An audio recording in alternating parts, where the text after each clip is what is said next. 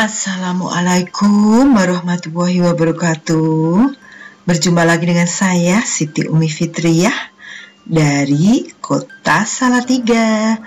Untuk kali ini saya akan memberikan pembahasan uji kompetensi bab 5, yaitu mengenai zat aditif dan zat adiktif ya. Masih sama, yang kita pakai adalah buku siswa maupun buku guru terbitan Kemdikbud revisi tahun 2017 untuk kelas 8 K13 ya. Mari langsung saja kita ikuti jalannya pembahasan uji kompetensi bab 5 halaman 248 sampai 251.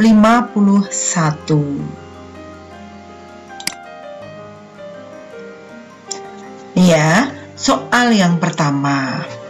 Tetapi sebelum ke soal yang pertama, saya mohon sekali ya, siapapun yang mengenal channel saya, Umi Fitri Espansa, mohon dukungannya, like, comment, subscribe, dan share, agar kami tambah semangat dalam membuat video pembelajaran untuk para siswa SMP ya. Langsung kita mulai uji kompetensi ya. Yang pertama,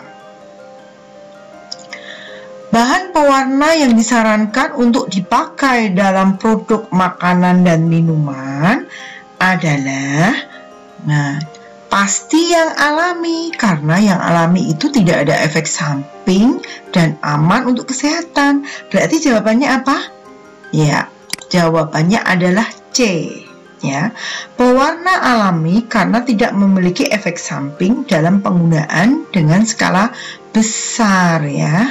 Seperti itu. Sedangkan pewarna buatan atau sintetis itu ada efek samping dan tidak baik untuk kesehatan kita, apalagi ini pada makanan dan minuman ya, sangat berbahaya sekali. Sekarang kita masuk ke nomor 2. Berikut ini yang tidak termasuk. Nah, kita garis bawahi tidak ya. Tidak termasuk bahan pewarna alami, kita cari yang sintetis. Kunyit jelas alami, kakao atau coklat juga alami, daun suci jelas alami. Berarti jawabannya adalah D ya, tartrazin, karena ini adalah pewarna kuning sintetis. Jawabannya D. Kita masuk ke nomor 3. Pemanis buatan yang tidak mengandung kalori dianjurkan untuk dikonsumsi para penderita penyakit tertentu yang ingin menikmati rasa manis secara aman. Penyakit tersebut adalah ya, memang ya ada satu penyakit yang dia itu kelebihan gula ya, atau kekurangan hormon insulin. Kalau dia banyak mengonsumsi gula, apa yang terjadi? Penyakitnya kambuh. Nah, agar tidak penyakitnya kambuh, dia mengurangi gula, yaitu mengonsumsi gula rendah kalori yang terbuat dari sintetis. Ya, penyakitnya adalah diabetes mellitus atau kencing manis. Dan biasanya pemanisnya adalah aspartam. Berarti jawaban nomor 3 adalah ya, betul, B ya, diabetes mellitus atau kencing manis. Nomor 4. Pengawet digunakan dalam pembuatan bahan makanan karena kenapa ada pengawet? Ya, biar tidak busuk, biar tidak cepat busuk ya. Busuk itu terjadinya karena apa? Ada oksidasi. Oksidasi namanya apa? Termasuk reaksi kimia. Berarti jawabannya adalah betul, B ya. Mencegah reaksi kimia tertentu pada bahan makanan. Terutama ini ya, reaksi kimia di sini yang disebabkan adanya mikroorganisme ya. Sehingga apa? Mikroorganisme tidak berkembang biak di situ, makanan tidak cepat busuk. Nomor 5. Monosodium glutamat atau MSG memiliki rasa yang khas dan dapat membuat makanan menjadi lebih sedap. Namun, penggunaan MSG harus dibatasi Bahan campuran yang dapat digunakan untuk mengganti MSG adalah, kita bisa membuat rasa gurih dari bahan alami pengganti MSG, yaitu campuran gula dan garam. Berarti jawabnya apa? C. Betul sekali. Sekarang nomor 6. Ikan adalah salah satu jenis makanan yang memiliki kandungan protein tinggi. Tetapi ikan mudah sekali busuk, jelas ya, jika tidak segera diolah. Berikut ini cara pengawetan ikan yang tepat ya.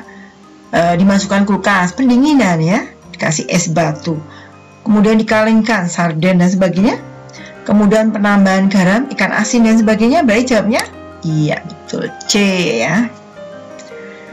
Nomor 7. Beberapa zat adiktif dapat meningkatkan aktivitas sistem saraf pusat atau fungsi organ tubuh lainnya, seperti meningkatkan denyut jantung. Zat adiktif yang memiliki sifat tersebut termasuk dalam kelompok ini kan semacam itu ya, perangsang, meningkatkan ya. Meningkatkan denyut jantung, merangsang denyut jantung itu lebih terpacu. Berarti apa? Stimulan. Berarti jawabannya adalah B ya, sedatif itu ya, kecanduan lah, hipnotik, hipno kayak itu, membuat untuk menghipnotis gitu ya, halusinogen, membuat halusinasi ya, seperti itu. Berarti ini yang tepat adalah jawabannya B, stimulan, perangsang ya. Sekarang nomor 8. LSA, lysergic acid amide ya, dan LSD, lysergic acid diethylamide ya, merupakan obat psikotropika yang dapat memberikan efek khayal seperti mendengar atau melihat sesuatu yang sebenarnya tidak nyata, atau disebut dengan jelas menghayal, halusinasi ya. Ya udah, berarti ya jawabannya adalah C, halusinasi. Zatnya sendiri namanya halusinogen ya. Seperti itu, jawabnya C ya. Relax itu kan keadaan ya, euforia, gembira yang tiada tara ya. Sekarang nomor 9. Zat psikoaktif yang secara alami terdapat dalam kopi adalah tar, rokok, kafein, kopi, nikotin juga di rokok, kokain berarti di koka ya. Jawabnya adalah ya jelas B, kafein dalam kopi. Nomor 10. Jika kamu mendapati seseorang yang terkena psikotropika, yang dapat kamu sarankan kepada orang-orang di sekitarnya adalah ya, kita cari yang paling bagus, meminta untuk mengurangi dosis penggunaan psikotropika. Kalau bisa ya menghentikan, tidak hanya mengurangi ya, berarti A salah. Meminta mengantarkannya ke rumah sakit tertentu untuk mendapat terapi penghentian. Nah, inilah yang paling betul. Berarti jawabannya adalah B. Sudah ketemu jawabannya, CD nggak usah kita baca ya. Sekarang kita masuk ke uraian. Soal yang pertama.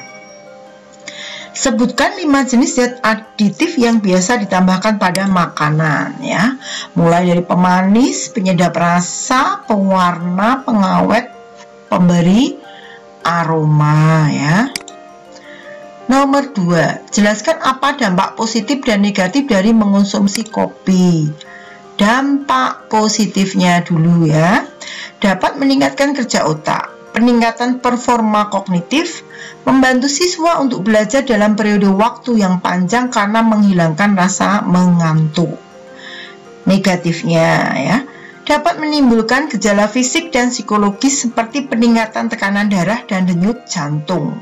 Orang mengonsumsi kopi terlalu banyak, kalian buktikan sendiri, denyut jantung kalian pasti akan berdetak lebih kencang ya.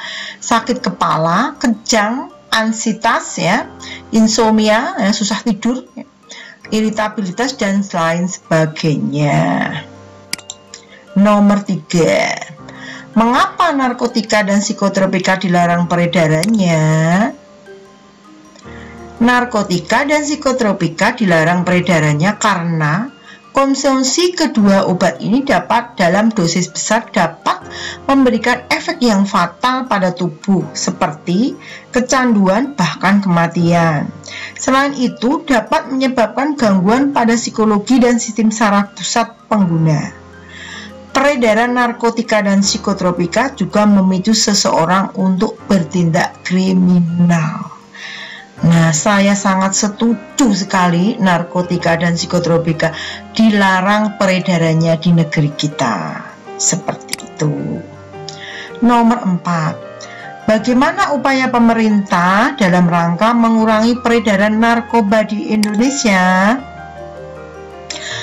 Upaya pemerintah dalam mengurangi peredaran narkoba di Indonesia dengan memberlakukan undang-undang pidana bagi pengedar dan pengguna, bahkan kalau perlu ada yang dihukum mati mengadakan sosialisasi kepada masyarakat terkait dampak penggunaan narkoba, memberlakukan sistem tes urin dalam perekrutan anggota dalam suatu instansi dan sebagainya.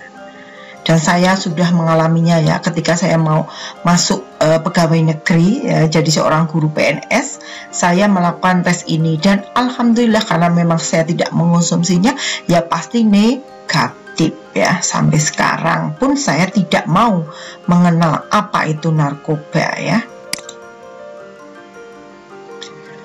Nomor 5, menurut pendapatmu bagaimana caranya agar seseorang dapat berhenti dari penggunaan narkoba? Padahal gejala kecanduan narkoba sangat menyakitkan. Kalau saya sangat menyakitkan biar dirasakan, udah tahu resikonya tapi tetap dilaksanakan. Itu bagian dari resikonya Cara agar seseorang dapat berhenti dalam penggunaan narkoba yaitu dengan datang ke tempat-tempat rehabilitasi dan mengikuti program rehabilitasi yang ada di sana. Selain itu juga dengan mendekatkan diri kepada Tuhan. Nah, ini yang paling penting. Minta supaya bisa menghentikan kebiasaan yang buruk dan mengikuti kebiasaan yang baik yang disarankan oleh sesuai agamanya masing-masing seperti itu.